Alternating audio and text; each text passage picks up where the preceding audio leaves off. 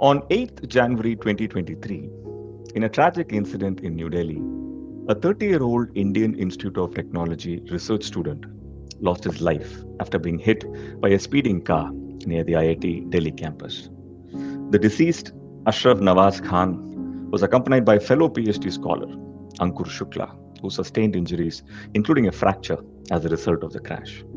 The two were on their way to the campus after having dinner at the nearby SDA market. Both Khan and Shukla were promptly rushed to a Saket hospital, where the former was announced dead on arrival. According to the police, the car was found abandoned near the crash site. The driver had been identified and a search had begun to trace him. Hit and run incidents pose a critical challenge to road safety in India. These cases reflect a grave disregard for human life and bring to the fore the need for stricter penalties and enforcement. With the numerous hit and run incidents that we read about in the news, we often wonder how we can possibly create a society where this malpractice becomes a thing of the past.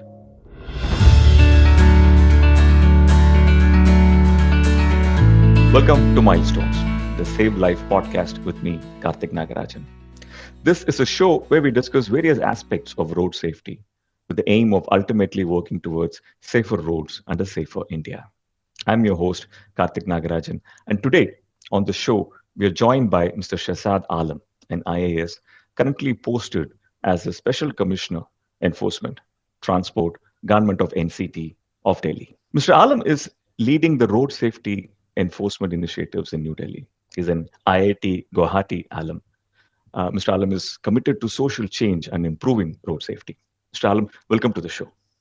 Thank you. I want to start by asking you about the biggest challenges to road safety in India, and especially in Delhi. We just spoke about this grave incident that happens in a road in front of IIT, which is a road that many people who live in Delhi are very familiar with. In your opinion, what are the main risk factors contributing to this? So basically, if you see this road safety aspect is a interdisciplinary and multi-departmental things. First thing is the road and the vehicle and the people moving on the road. So this is the first most important aspect. And for that, if we see from the road perspective, the road design is it becomes very critical when it comes to protecting people from road accident.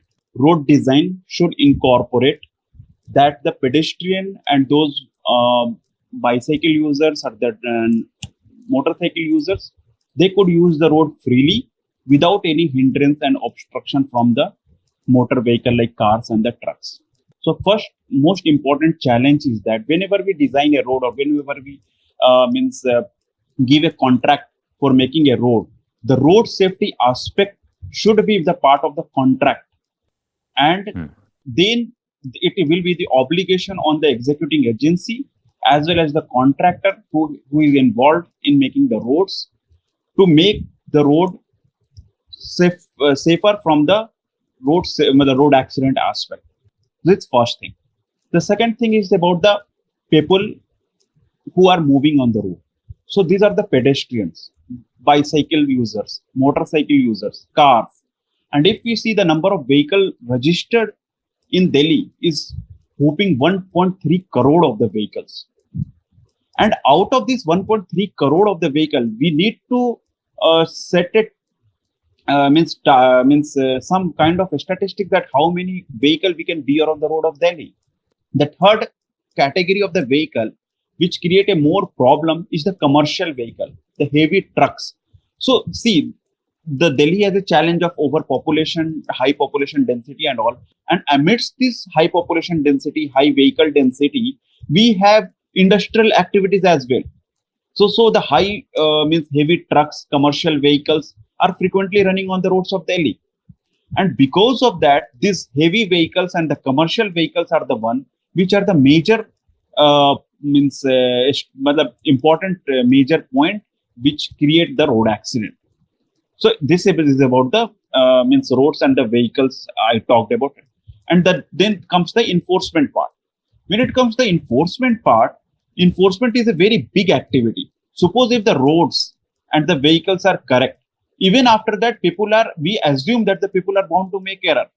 They will do drink and driving, they will do over speeding, they will do all kinds of activities, even if the roads are safer from the road design perspective, even if there is a place for the pedestrian to walk. Even after this activity, the pre-activity, which I can say, that if our road and the means the vehicle are fine, even after that, there will be the people who will be creating the constant problem, constant obstructions, like by doing the this kind of illegal activities, and then they are bound to make mistake. And for that, the enforcement activities come into very important role play. But enforcement activities has also a major means different portfolios on which we can go. Suppose the Delhi police has installed the ANPR based camera. Initially people were very means fear, means whenever they saw the camera. But now when we go to the statistics, there are the vehicles which have more than 150 challans. There are 20,000 vehicles which has more than 20 challans. So this kind of the vehicle, and they are not paying the challan. So there is no deterrence for the challan. So whatever activity we are doing through the NPR camera or the technology initiated enforcement, that is proving renderless. And in that scenario, what we are exploring right now is that to ensure the deterrence, we are trying to link this challan, number of challan, repeated challan with the driving license and even the registration of the vehicle. Apart from that, the enforcement becomes more effective when there is a presence of police person. So whenever there is a technology level enforcement is one thing, and that is something which can cater more number of vehicle. But because of lack of manpower and shortages of resources, we have some constraints when it comes to putting police officer at every nook and corner. But nevertheless, that is effective, and that we continuously we will do in that manner. And after enforcement, one so the buck of road safety does not stop at the enforcement. After that, it goes to means what happened after the accident. Even after all this road designing and all this and enforcement, there will be accident. And in that case, we need our hospital to be very well equipped enough. We need a trauma center to be well especially placed.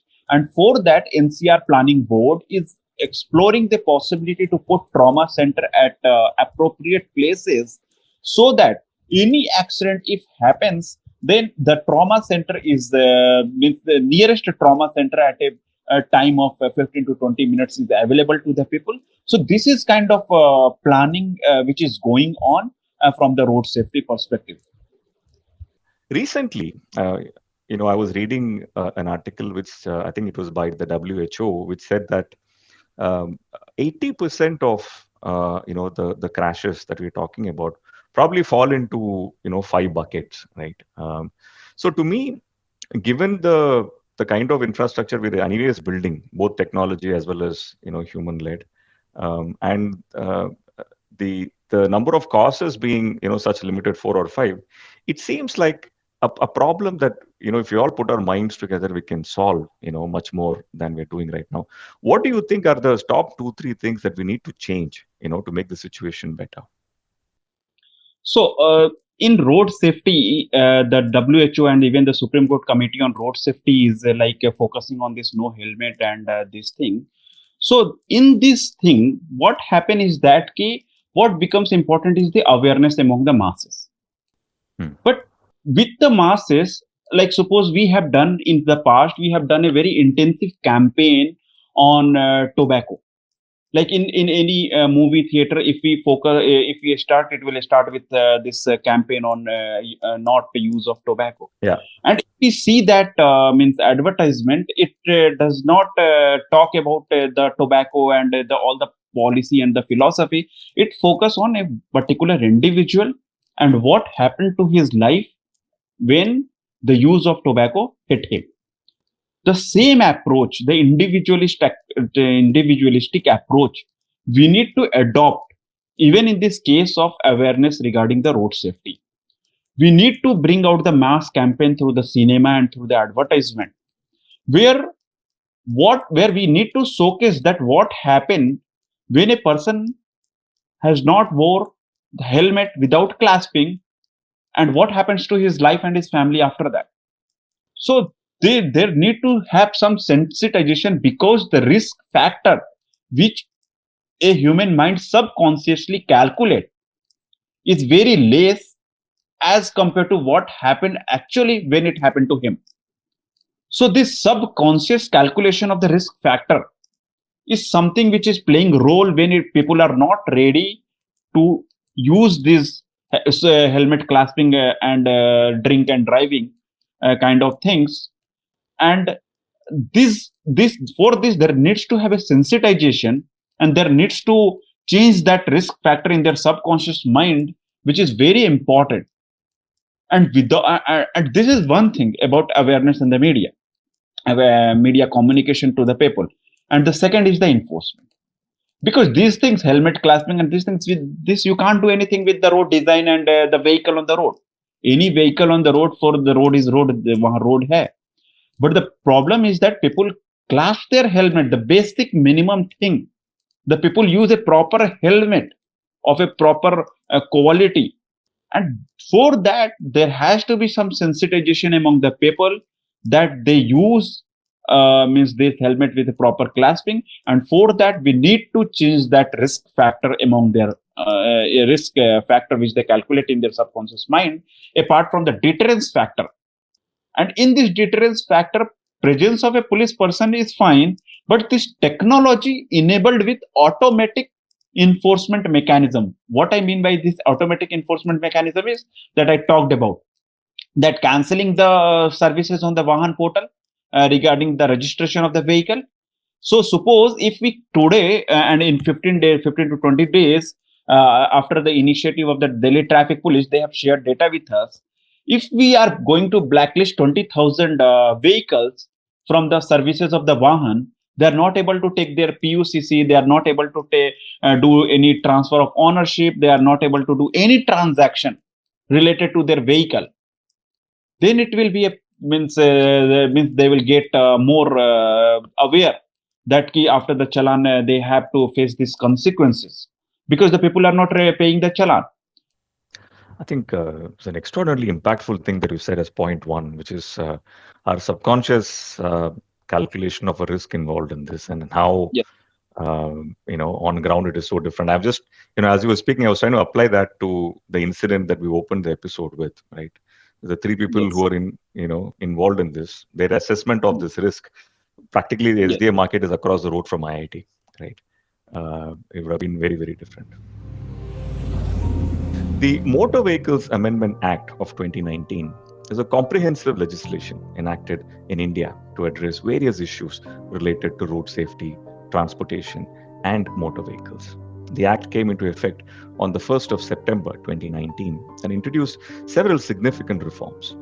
Its provisions are designed to bring about positive changes and create a safer road environment for all types of road users. Sir, this has been a landmark sort of a legislation, and I mean, for a layman like me, I would probably think, when it comes to transport, it's almost like a before and after sort of a situation, right? How helpful has MVAA 2019 been in securing lives on roads, according to you? Yes. So if we see, means we need to understand this, that why MVAA 2019 become a reality. It is because of our honorable Minister of Transport. He is very concerned about this issue of roads. At present in India, there are 1.5 lakhs road accidents means in a year, and and he wants to bring it down to zero. And that's why the act has bring out very heavier penalty for the violations related to road safety. There is a very important amendments related when it comes to the juvenile who are applying the vehicle. And in case of a vehicle getting challaned, when a juvenile is plying the vehicle, at present in the Motor Vehicle Act, there is a provision to direct cancel the registration of the vehicle. And in that scenario, that vehicle is not liable to ply forever in the on roads. So this is a very deterrent mechanism which the law has created.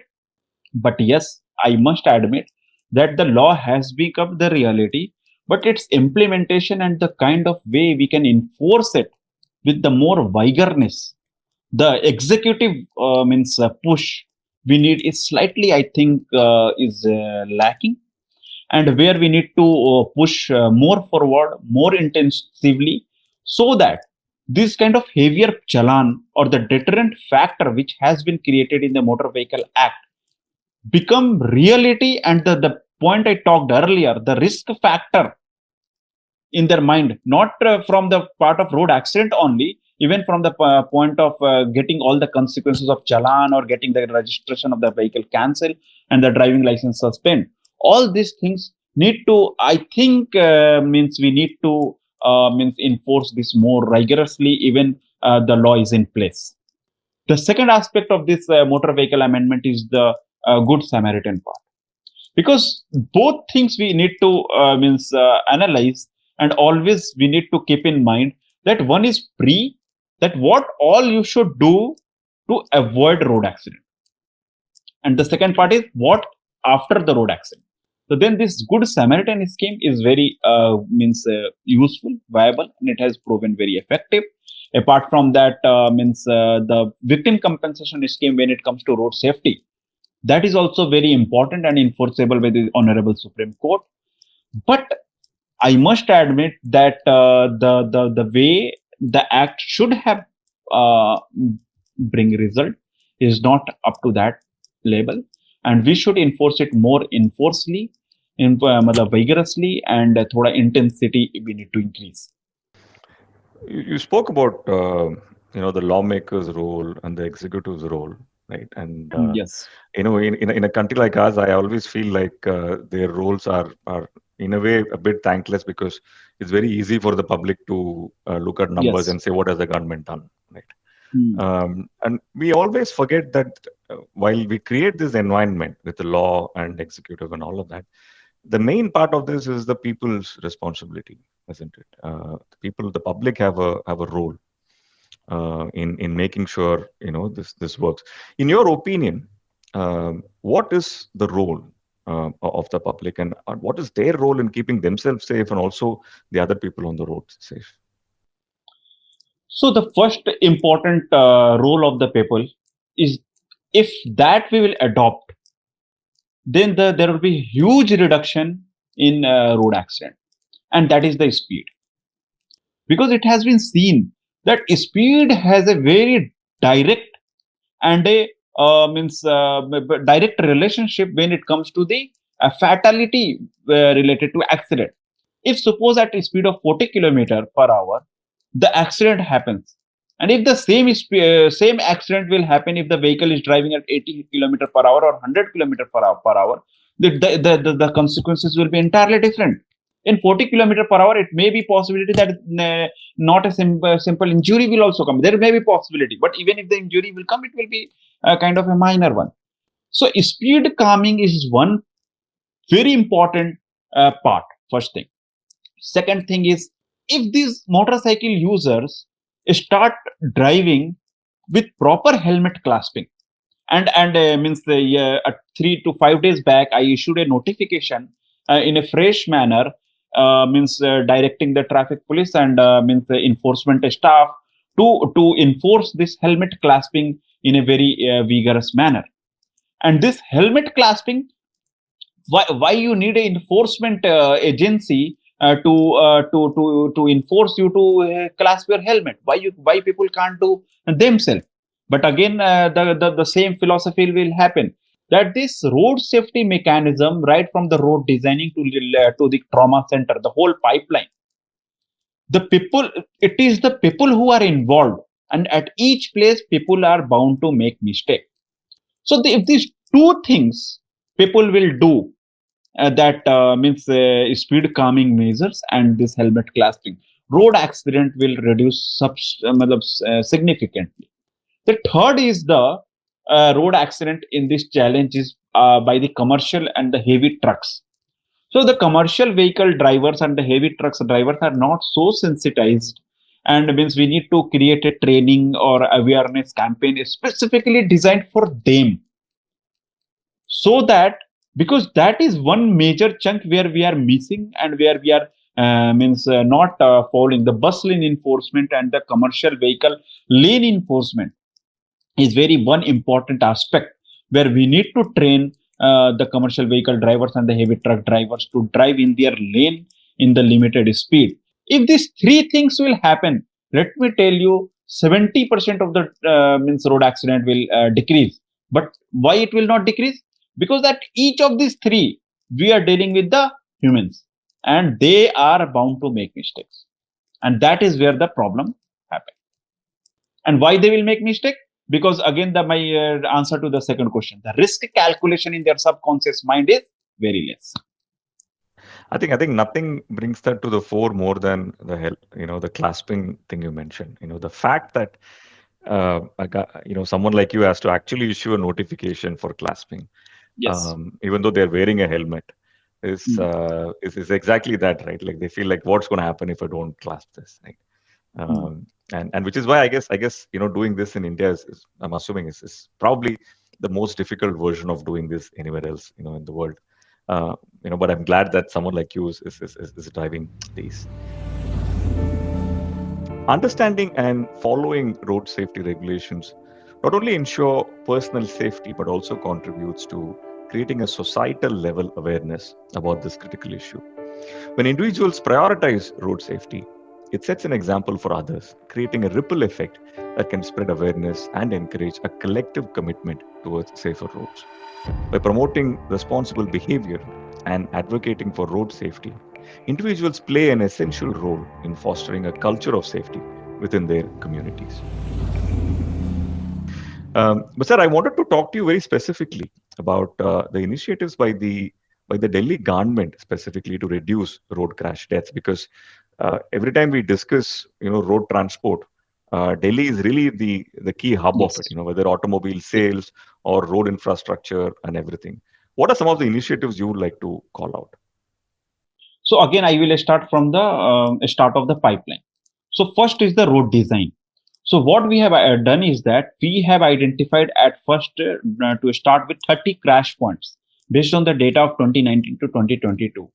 And out of this 30 crash points, we have finalized the design and started the execution of work for the changes in the design of the road or the crash point, the junctions, by taking means expert advice from the organization like SaveLIFE Foundation, WRI, and they means all these organizations, and they provide the design, and these design are supposed to be vetted by the PWD engineers of the corresponding zone, traffic inspector or the ACP of the traffic of that zone, and then that design is supposed to be implemented. And for that, we have taken up first 10 junction for which the design is ready, for which the execution is going on, and it is being monitored by the PWD, traffic police, and the transport as well. So this is the point number one. Point number two is reducing the number of vehicles on the Delhi. So linking with the pollution as well. So Yeah. as you may be aware that in Delhi, the 10-year-old diesel vehicle and 15-year-old petrol vehicle are not allowed. 1.3 crore of the vehicles the roads of Delhi cannot sustain. And for that, we have initiated a very vigorous drive to drive out those old vehicle, because the old vehicle are generally not maintained, are high polluting, and are prone to create more road accident. So this is the second aspect, working on the vehicle. The third aspect is regarding the enforcement activity. And enforcement activity, as you see, for the road safety, it's the traffic police who is really doing a great job. But where the transport department is helping them is that which I talked earlier, that the traffic police has identified that 20,000 vehicles are there which has more than 20 challans, and there are which has more than 100 challans, and there are vehicles 1.5 lakhs vehicle which has more than 20 challans. So we are coming up with a office memorandum or some kind of policy decision where if a vehicle has more than such a number of challan, then we will cut off the all the services which the transport department gives to the vehicle owner. like the PUCC validation, or suppose transfer of ownership, creating a NOC of the vehicle. All kind of services we will stop until and unless that person will not clear of his challan. And when the challan, people will have to pay, compulsorily pay the challan, then obviously it will create a deterrent factor. Then the last part which the NCR Planning Board has taken up is creating the trauma center, so that if any accident happen, the people can approach the trauma center within a period of 10 to 15 minutes. And this is very important. The last aspect, which will what happened after, what will we do after the accident. So these are the three broad way on which we are working, and hoping to have some result. You know, as you're speaking more about deterrence and challans and all of this, my mind goes back to the point that you are having to do all of this because the behavior of people, the behavior Yes, especially of road users, is not बिल्कुल 100% there, right? बिल्कुल. Which is why you're having to do more than what a normal government will have to do to Yes, ensure, that you overcompensate for that also, that you बिल्कुल. compensate for that also, right? And I think this is in terms of usage of seat belts, helmets, child restraint systems, distracted driving, and many of these other things, right? Besides what you already said, you earlier spoke about the clasping of the helmet and all of that. I want to end the episode by bringing the focus to this, right? And ask you about, in terms of enforcement, especially from a behavior pattern perspective, what has been some of your biggest challenges? So in enforcement, the biggest challenge is the manpower. The biggest challenge is, why the biggest challenge is manpower? Because howsoever you apply a technology, howsoever you apply a NPR camera, the presence of a police person is very important when it comes to enforcing traffic discipline. And in that scenario, controlling means city of Delhi, means we need to have a means robust manpower. We need to have a trained manpower, and even the manpower which is deploying on the field should be sensitized enough when it comes to road safety. And the manpower which is on the field, we need to increase their strength. We need to increase their training means capacity, and we need to means that manpower is the biggest challenge when it comes to enforcing this activity. And especially in a city like Delhi, where we have different kinds of extreme weather, I'm assuming the challenge of that will be even more for you, isn't it? So, greatly appreciate the amazing work that you and the department do. Sir, thank you so much for taking the time out and talking to us. This has been a very, very insightful and an eye-opening conversation. Thank you.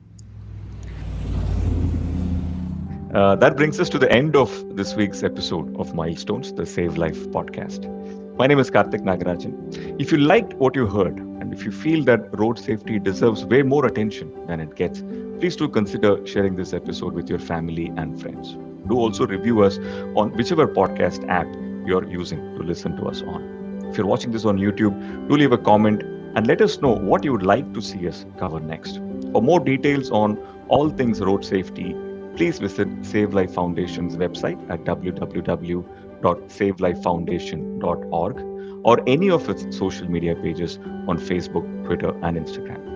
We'll see you in the next episode, and in the meantime, drive safe, stay safe. IVM